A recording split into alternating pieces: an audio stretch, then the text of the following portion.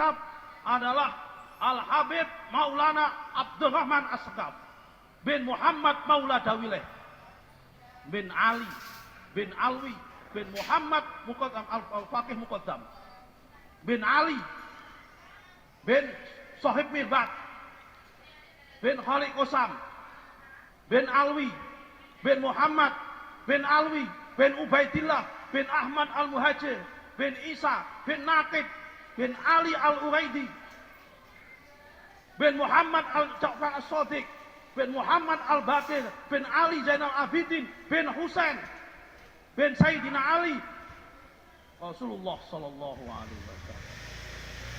Ini kok dilakukan sanate pakai DNA itu piye? Jangan-jangan orang yang meminta DNA, tes DNA Sa'adah Balwi, Habib-Habib ini, orang tersebut kalau di DNA ternyata keturunannya Homo homini lupus.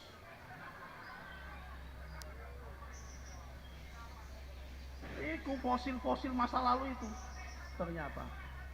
Atau jangan-jangan mereka ini keturunannya Abu Jahal yang minta tes DNA itu.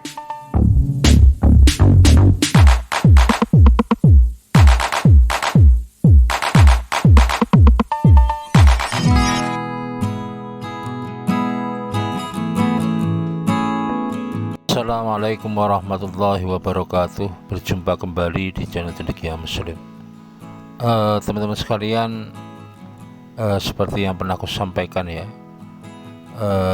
kontroversi soal nasab pasca penelitian dari Kiai Haji Imaduddin terkait dengan apakah para habaib yang ada di Indonesia itu betul-betul punya sanad atau silsilah yang tersambung pada Rasulullah atau tidak. Itu kemudian menimbulkan pro kontra ya.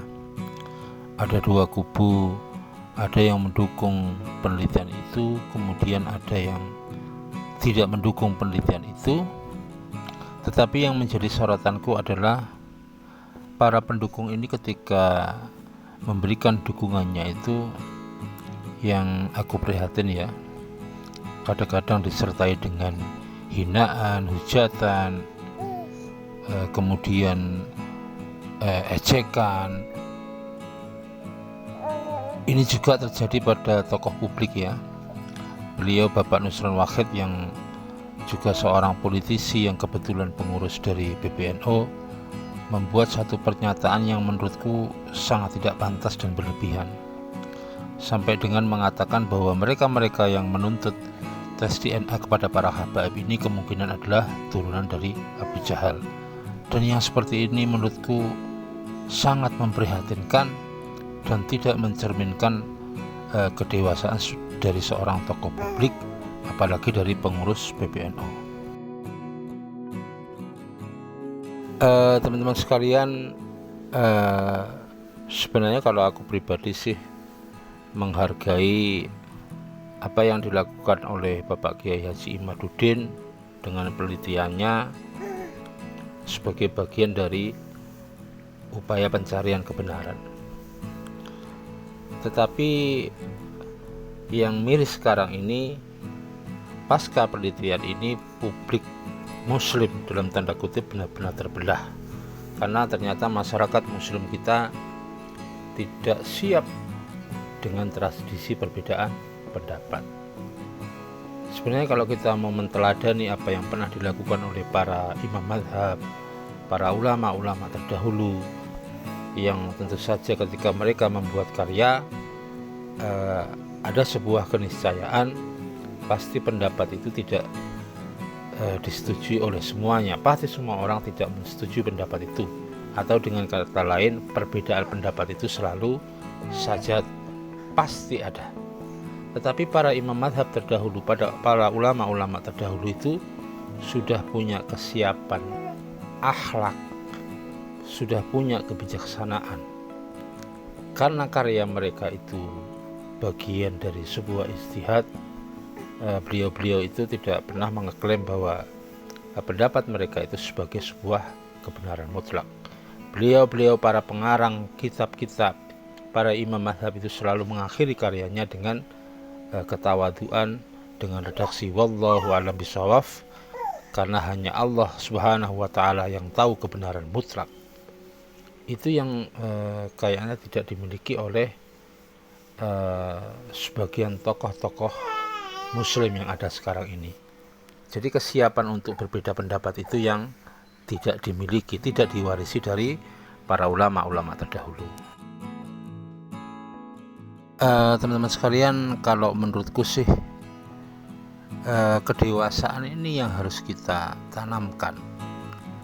Jadi kepada mereka-mereka yang kebetulan masih mempercayai bahwa para habaib yang ada di Indonesia punya nasab yang tersambung dengan Rasulullah SAW, silahkan bersikap sebagaimana keyakinannya, menghormati para habaib tanpa harus mengkultuskan beliau-beliau.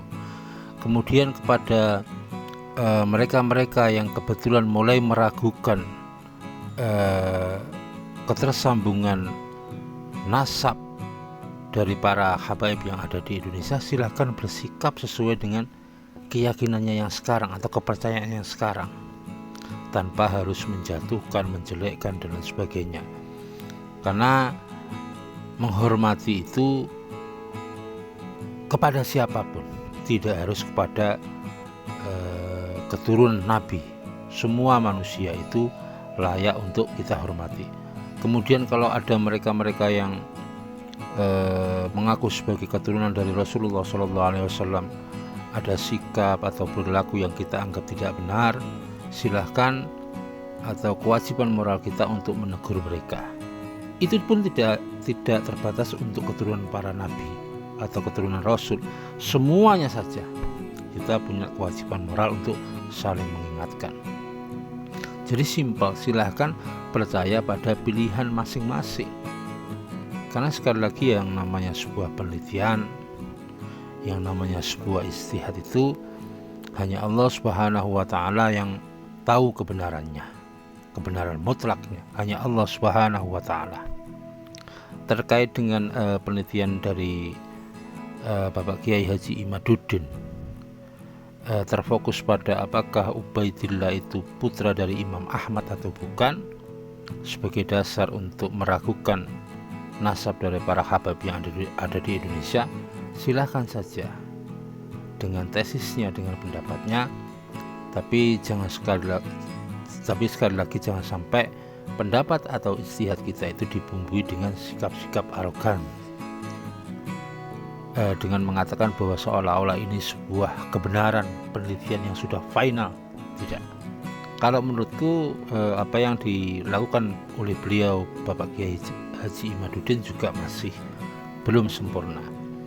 Baru sebatas menyatakan tidak ada riwayat bahwa Imam Ubaidillah itu adalah putra dari Imam Ahmad. Baru sebatas itu. Belum bisa menunjukkan dari sisi sebelah.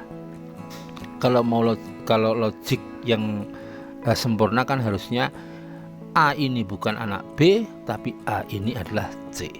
Dan sampai sekarang Kiai Haji Imaduddin juga belum bisa menunjukkan bahwa Imam Ubaidillah itu sebenarnya putra siapa kalau bukan putra Ahmad. Jadi ini masih separuh menurutku. Tetapi ya kalau aku ya sekali lagi kembali kepada keyakinan kita masing-masing. Kalaupun ada perbedaan, silakan sampaikan dengan cara-cara yang elegan, tanpa harus saling menjatuhkan, menghormati setiap perbedaan dan setiap keyakinan yang dimiliki oleh para pendukung masing-masing. Itulah sikap-sikap yang diwariskan oleh para ulama-ulama kita terdahulu. Kemudian tentang apakah tes DNA itu sebuah kewajiban bagi mereka-mereka yang mengaku sebagai habaib di Indonesia, kalau menurutku secara hukum tidak ada kewajiban. Tidak ada kewajiban. Karena sesuai dengan aturan hukum, tes DNA itu bisa dilakukan yang pertama atas persetujuan orang yang akan melakukan tes DNA. Yang kedua, karena proses penegakan hukum itu baru bisa. dua hal itu. Selain itu, tidak ada satupun orang yang ada di Indonesia ini untuk bisa memaksakan kehendaknya kepada siapapun untuk melakukan tes DNA. Tetapi ya kalau dalam tanda kutip ada tuntutan dari publik yang meragukan nasab para habaib untuk melakukan tes DNA, ya itu wajar-wajar saja. Tetapi sekali lagi tidak bisa dipaksakan. Semuanya terpulang kepada pihak yang dituntut. Apakah mereka dengan kesadarannya sendiri, dengan kerelaannya mereka bersedia untuk melakukan tes DNA atau tidak, itu wilayah mereka, hak mereka untuk menentukan soal itu. Itu teman-teman sekalian.